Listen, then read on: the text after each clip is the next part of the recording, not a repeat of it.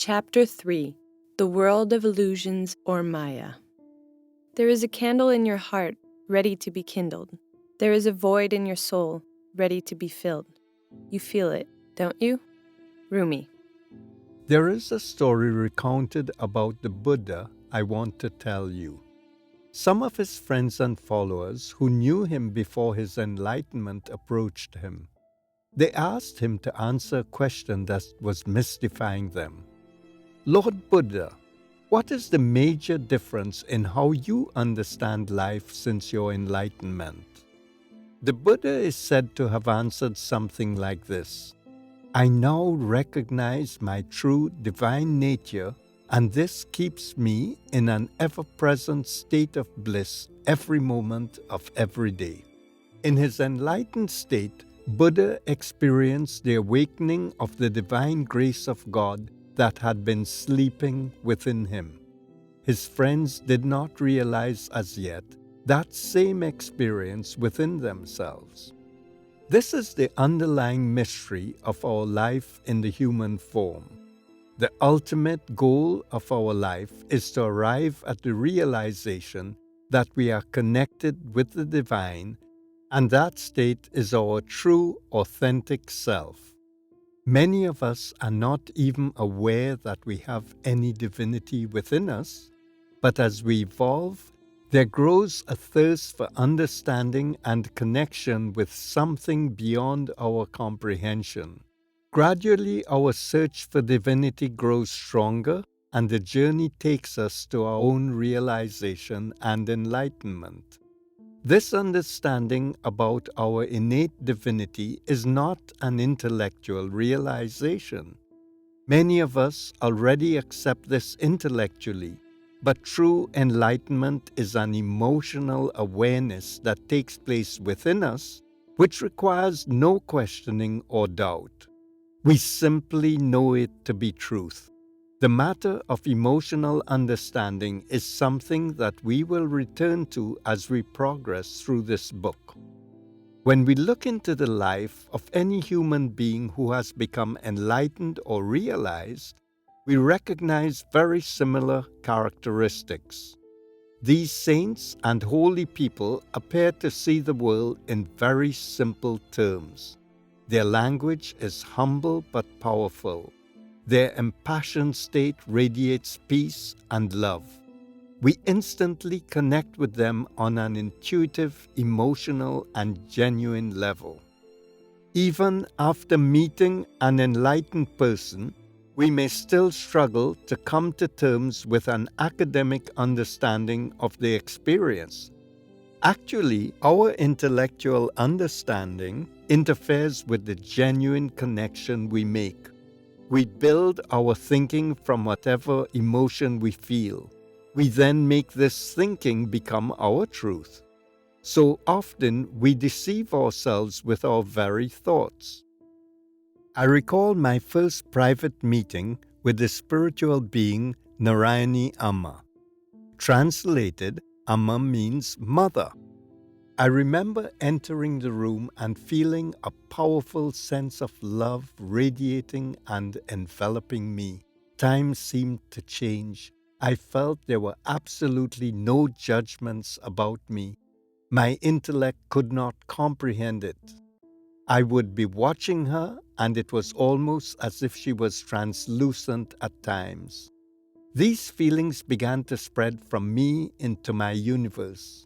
At that moment, I held no resentments towards any other person. I felt overwhelming love and compassion for all of humanity. She asked me what was it that I wanted. I remember saying, I do not want anything.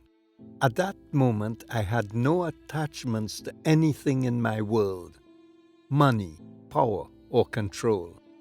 I can only describe it as a feeling of total bliss and a trust that everything in my world was fine. A few of the thousands of concerns that I carried like knots in my body unraveled.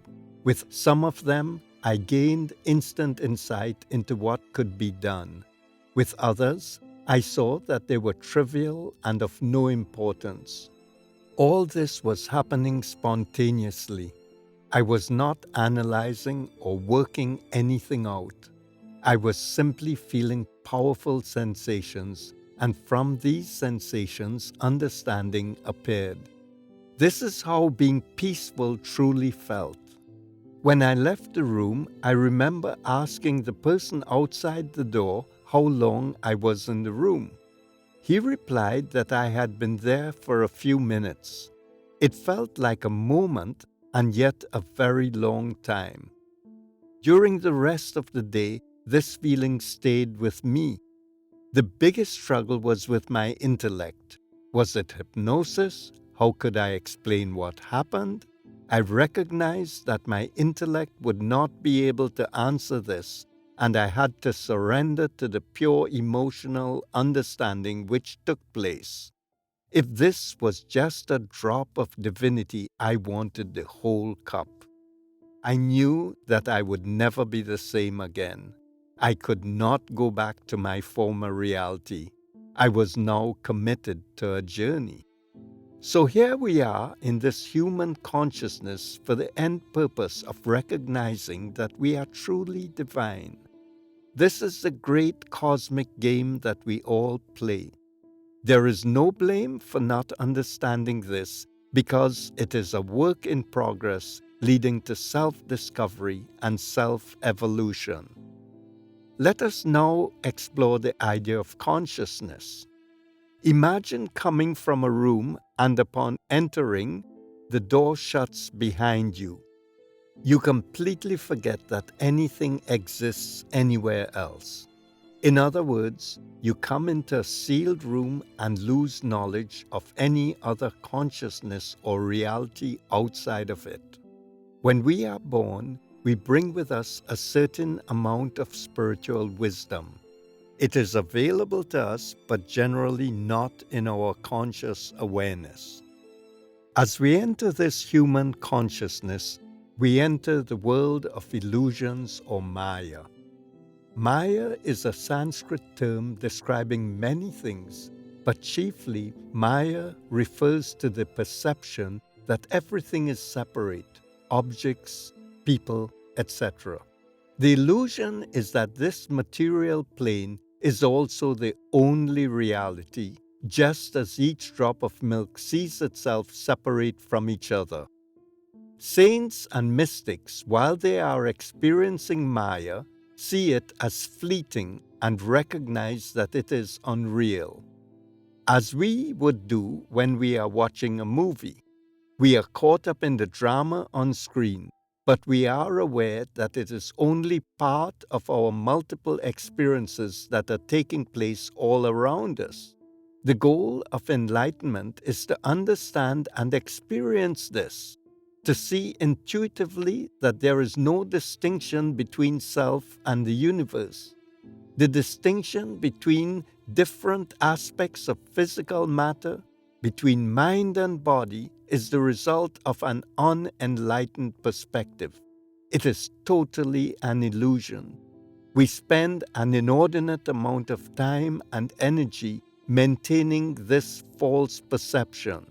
This prevents us from becoming realized. This dilemma is part of the cosmic game that we play.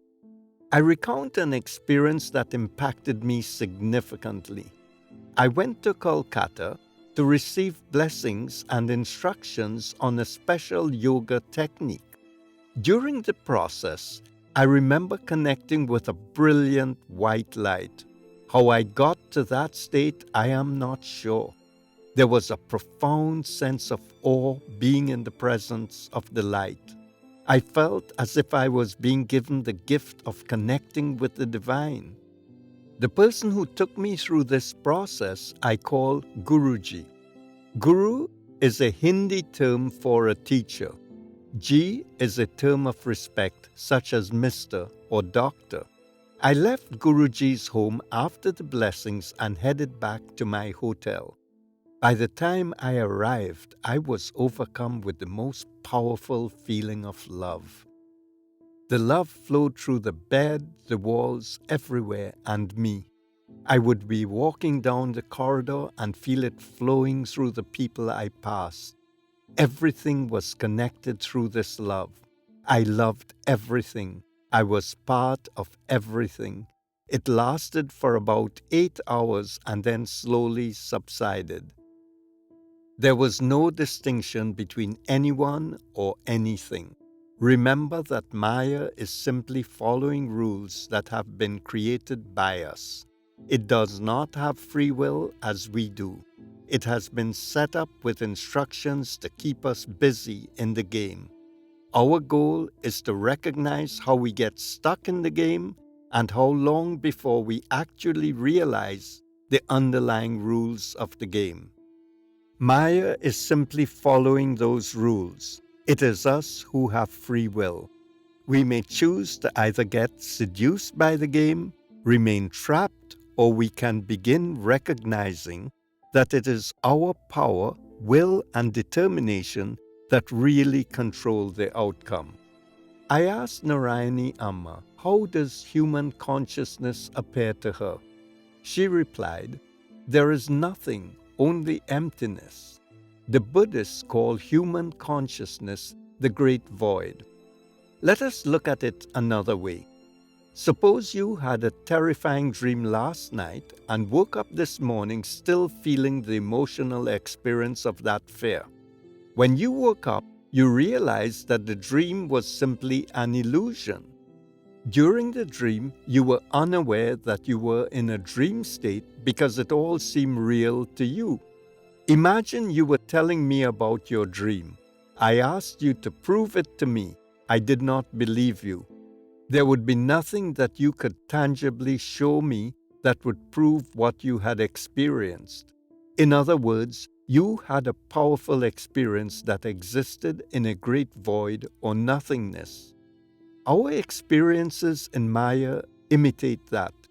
We are dreaming and having experiences, but we are not aware. When we wake up on the other side at our passing from this life, we wake up from a dream just as we do from our dream within this dream. Realization is when we consciously know that we are in a dream state and that everything is connected. Many years ago, I worked with a spiritual teacher.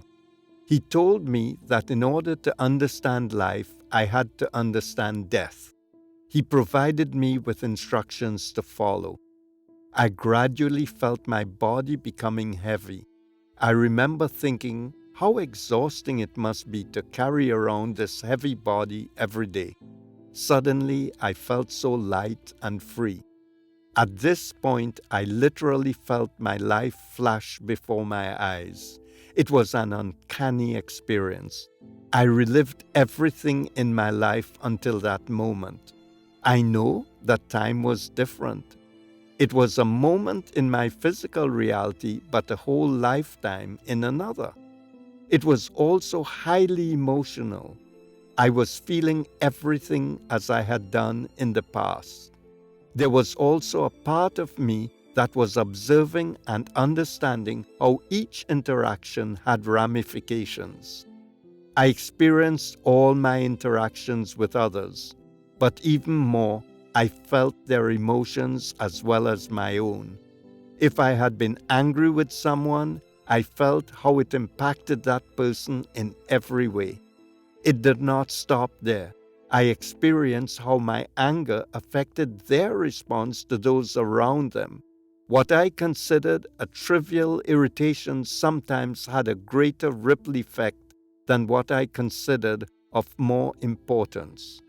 I recognized that everything counted and every action had consequences. There are two situations that stand out for me. During my psychiatry residency, at times I tended to work rather late. I knew that my wife and young baby son would be waiting for me to come home. I would phone saying that I was on my way, and then something would cause me to delay. One day I had phoned about 3 times saying that I was on my way. I could sense the frustration in my wife's voice. After all, she was cooped up at home with the baby. I felt quite guilty and headed home. It was the middle of winter and I had a fairly long drive. Along the way, I saw a woman in a car at the side of the road with a flat tire. Normally, I would stop and help. On this occasion, I felt a need to get home quickly to my family. I remember thinking that someone would surely stop and help her. While I was undergoing this death experience, I again saw myself in the situation passing the woman on the freeway. I observed the woman calling to her kids that she was heading home. There were no cell phones at that time. She had called them from work. In the vision, I saw myself driving past the scene. I heard my own thoughts as well as hers. She was worried about her kids. She was wondering how she could get home and feed them. She could not contact them from where she was. I could feel her anxiety. I observed other cars driving past and all thinking that someone else would stop and assist her. It was about an hour later that I saw a police car stop and help her change the tire.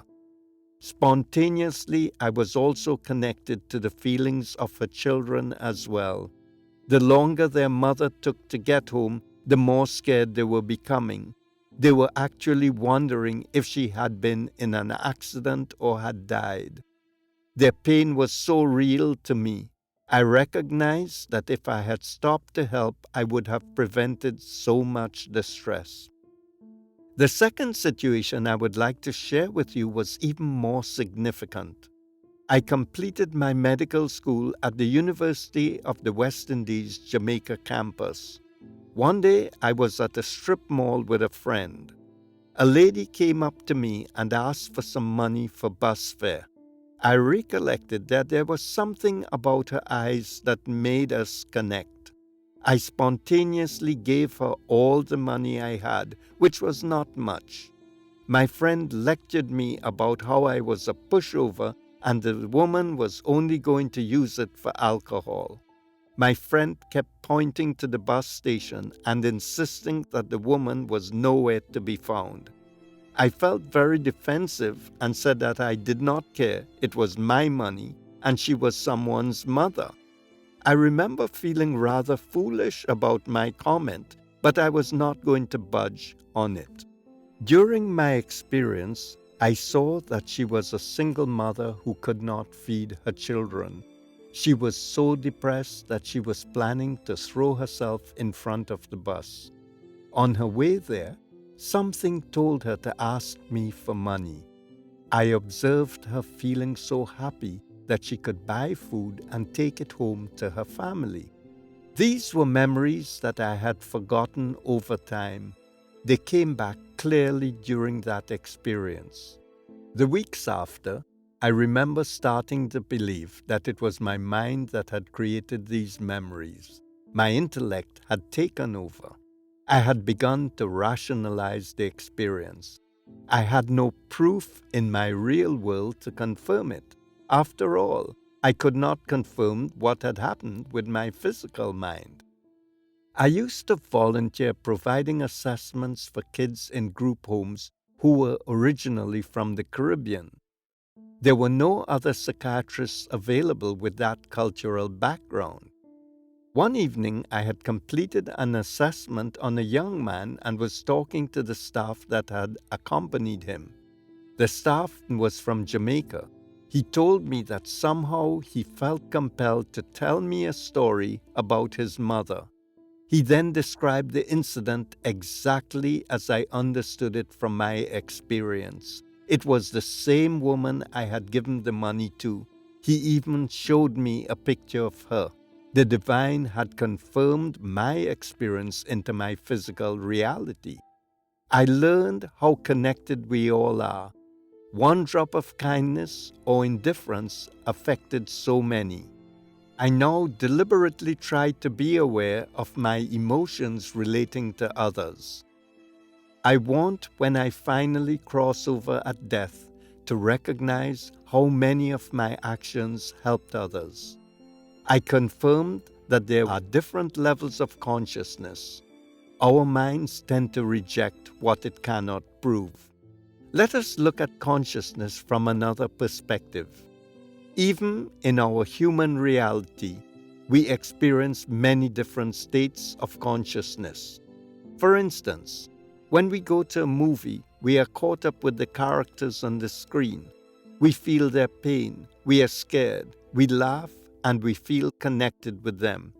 We believe that they are real during the time that we are watching the movie. However, it is just an image or an illusion on the screen that we have emotionally connected with. We forget what is taking place outside the cinema. When we exit from the movie, we then realize it's raining outside, or the sun is shining, or we have grocery shopping to do. This is exactly what happens when we leave human consciousness at death. We recognize that we have entered another state, and what took place in this life was an illusion or dream.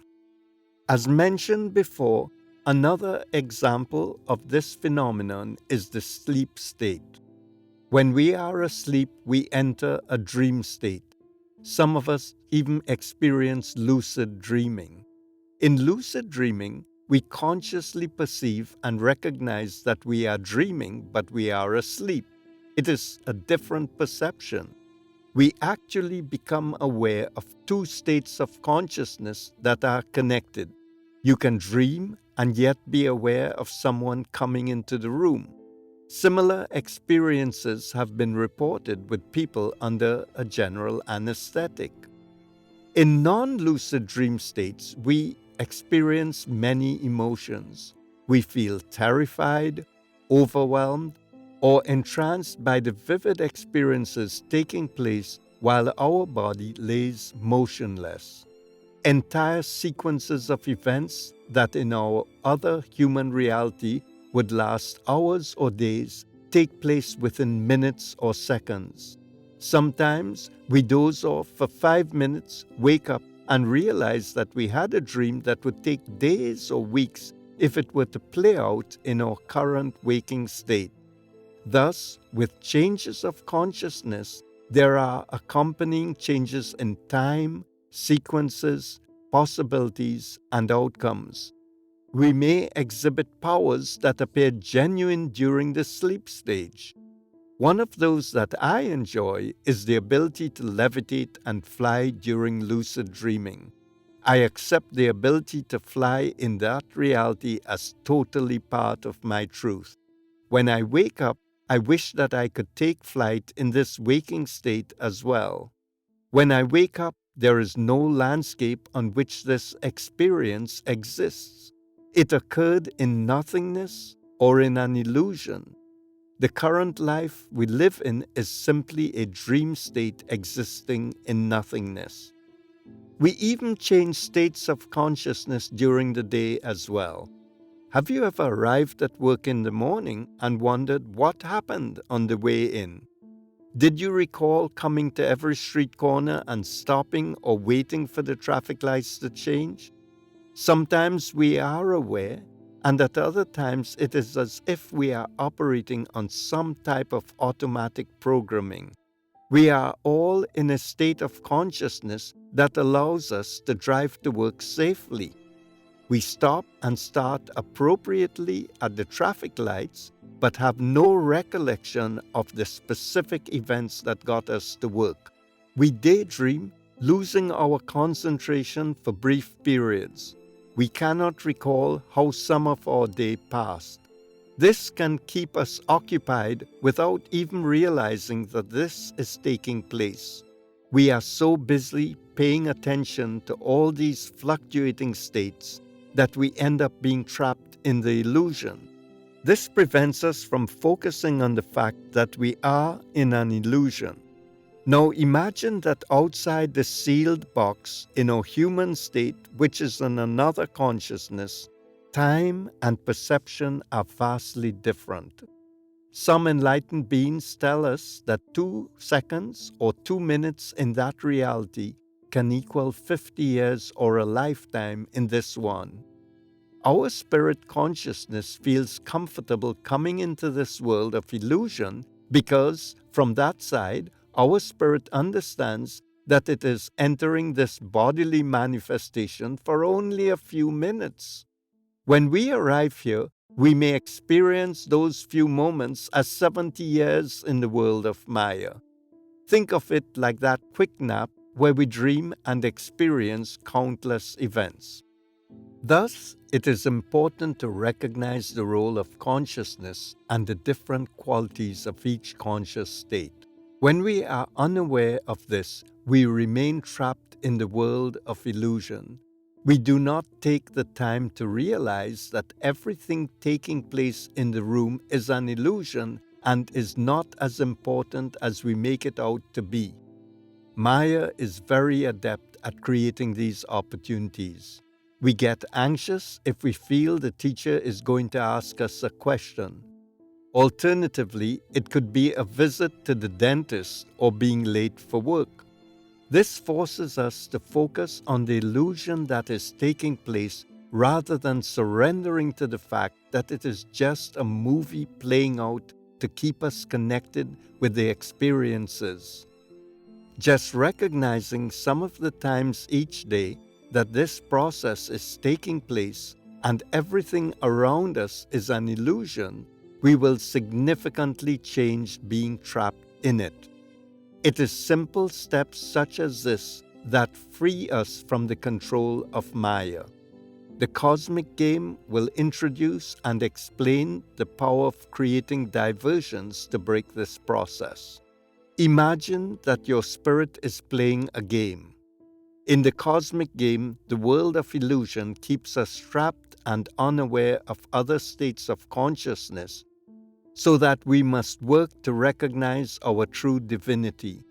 We enter the sealed room and forget that the real purpose of the game is to recognize our original identity. This may last for hours, days, months, or years until spirit leaves the room, and upon leaving, the spirit remembers that it has only been gone from its natural state for a few minutes. It has been dreaming everything that took place. A life review occurs. Spirit observes how it missed the opportunities to recognize or to solve the game. So from the whole spirit consciousness, a part of that spirit returns in some form to play again. Over time, while still inside the room of illusions or Maya, with practice we can achieve an understanding of our original divine state. When this happens, we no longer feel compelled to play the game. The game is won. We, in the spirit form that has taken human form at this time, is now conscious in the world of illusions, realized and released. We are filled with divine grace. We can create, manifest, and control Maya, and we can leave the room and return consciously at will. The rules within the sealed room no longer imprison us because we now understand that when we function from our divine source, we make the rules. Let us touch on emotional understanding. When a baby opens its eyes to the outside world, it does not think, "There is my mother and there is my father, there are the doctors and the nurses." The baby feels connected without any intellectual understanding. It recognizes through an emotional connection those particular individuals and caregivers who will participate in its life. Let us use the analogy of watching a play or a group of singers on a stage. When one or more people are having a pronounced part to play, the floodlight is focused on them. Similarly, when the newborn looks at those around, he or she sees all the people, but the floodlight is focused on those who will play a role in his or her life. The others are visible but are cloaked in the shadows. The child connects with those highlighted in the light. Similarly, have you ever had the experience of a sudden epiphany? Out of the blue, an answer comes so clearly to you about an issue you have been struggling with. You simply know that this answer is the truth. You immediately become peaceful. You trust the answer. There is no need to try to analyze or understand it. You have confidence that it is the deepest truth that you can ever find. This is how I felt with Narayana. I understood things from a very intense emotional basis. It felt like such a powerful truth that I did not need to analyze. This is how the newborn recognizes those who will play a role in his or her life. Do you remember as a child when you appeared to have done something wrong and you were punished? You felt perplexed. You did not understand why the adult was upset with you. In childhood, when we were told what we did wrong, we were given information from the perspective of that caregiver. It is how they saw reality in their state of perception. We make an assumption that they are right. We accept their belief. We begin to integrate this information and form judgments. As this continues in later years, each time we experience an emotional reaction, we call upon our intellectual mind to make sense of things. We use our integrated information to assist us in understanding the uncomfortable emotion. This relieves our anxiety in the short term. We think that we understand why we were upset, but it does not solve the problem in the long run. This is because we are including perceptions from other sources as well. Doing this in the world of illusion creates possibilities that are ultimately meaningless. In our minds, we do not accept that it is an illusion. We believe that it is our truth and reality. We become attached to these emotions and judgments. These keep us trapped in Maya. We are not recognizing the true mystery of our being in the human realm. When our spirit crosses back or leaves the cinema of Maya, it replays what has taken place, and it can see how in human form it was duped, seduced, and how it allowed itself to let that happen. It is only a matter of minutes that it was absent from that other reality. It provides the opportunity for an incoming spirit to challenge itself to learn from previous mistakes or successes. By learning or failing to learn from previous mistakes, we create a process called karma. Karma in Hinduism and Buddhism is the force generated by a person's actions. Karma can have a positive or negative influence on the future and the cycle of birth of spirits into human form. It is one of the dynamics that keeps us trapped in the world of illusions.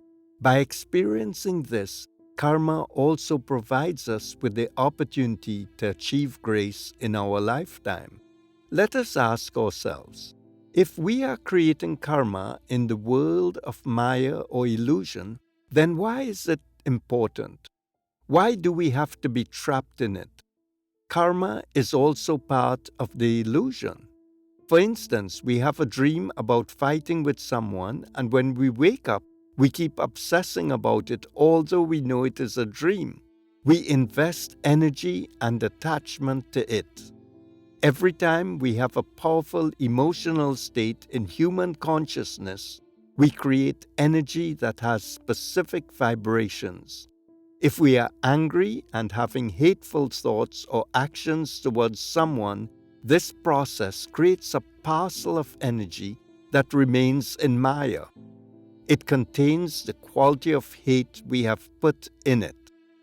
As these different parcels of hate energy add up, the hate remains waiting for those of us who are here or for entering spirits. Each parcel has a specific vibration and is like a magnet that we attach to when we visit again.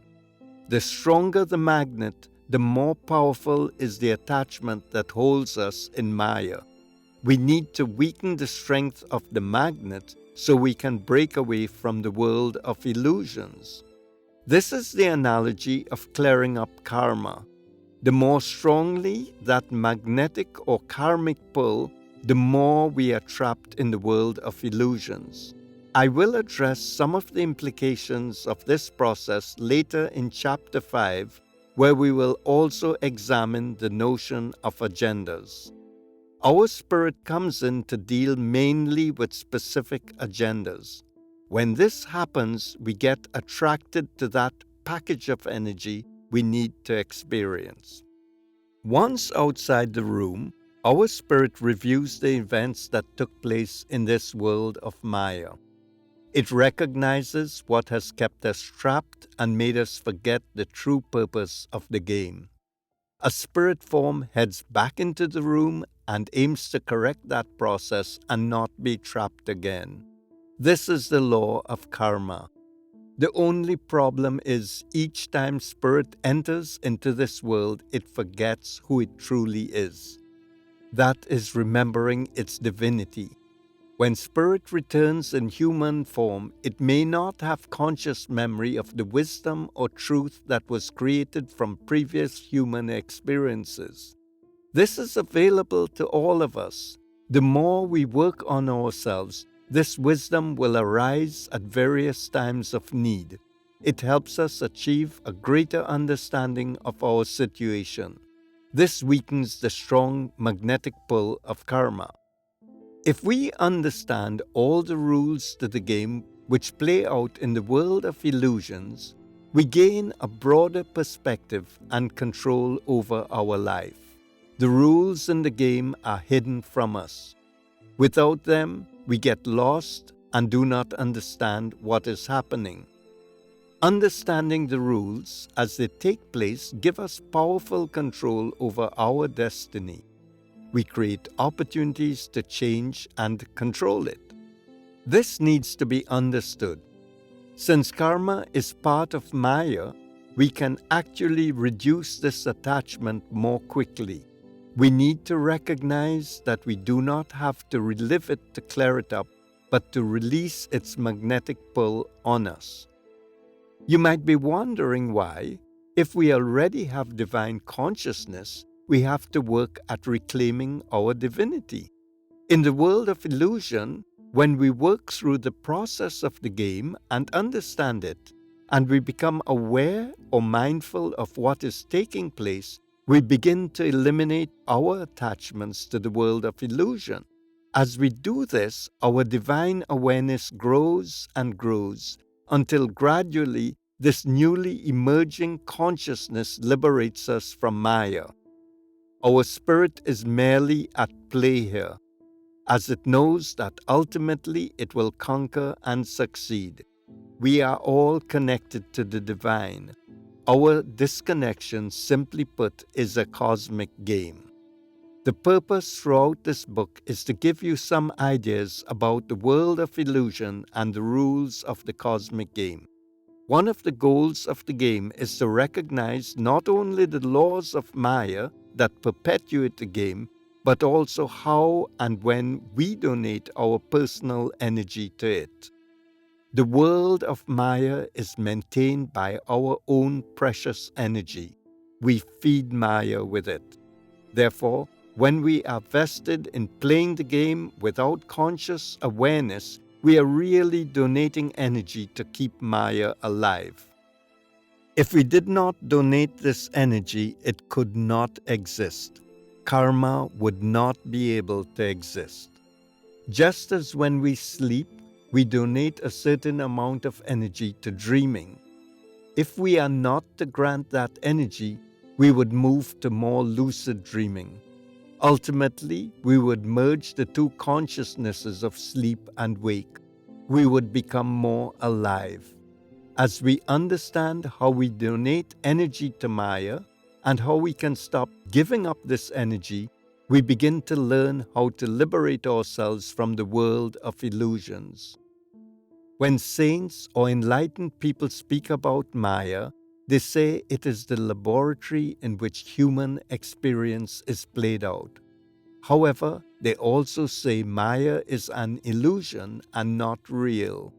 So how do we explain something that is beyond the restrictions of our current available language, belief systems, and general comprehension? How can Maya be both nothing and also capable of manifesting reality? We will discuss this later on as we put some concepts into place. Every man is a divinity in disguise, a god playing the fool. Ralph Waldo Emerson.